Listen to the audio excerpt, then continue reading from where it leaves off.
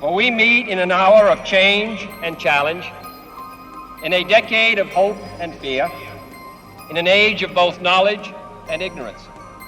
The greater our knowledge increases, the greater our ignorance unfolds. The vast stretches of the unknown and the unanswered and the unfinished still far outstrip our collective comprehension.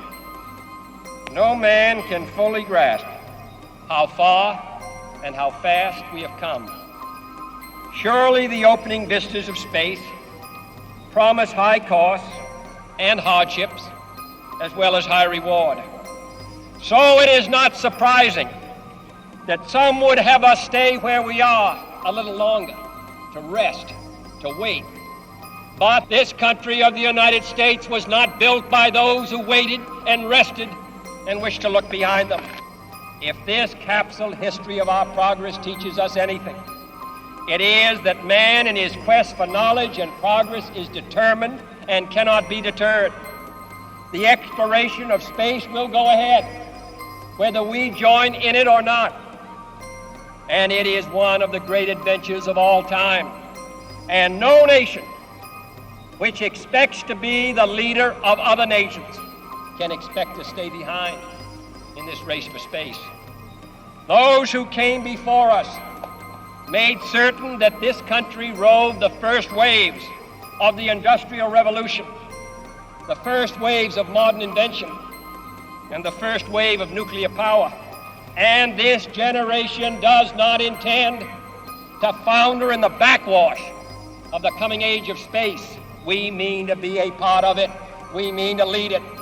Our leadership in science and industry, our hopes for peace and security, our obligations to ourselves as well as others, all require us to make this effort, to solve these mysteries, to solve them for the good of all men, and to become the world's leading spacefaring nation.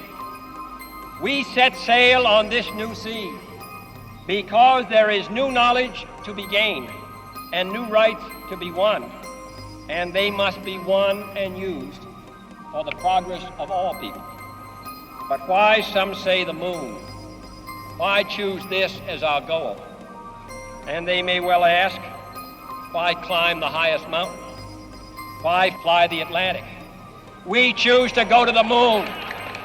We choose to go to the moon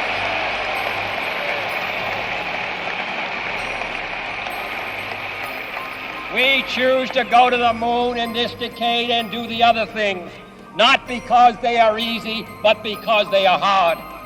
Because that goal will serve to organize and measure the best of our energies and skills. Because that challenge is one that we're willing to accept, one we are unwilling to postpone, and one we intend to win. The great British explorer George Mallory, who was to die on Mount Everest, was asked why did he want to climb it.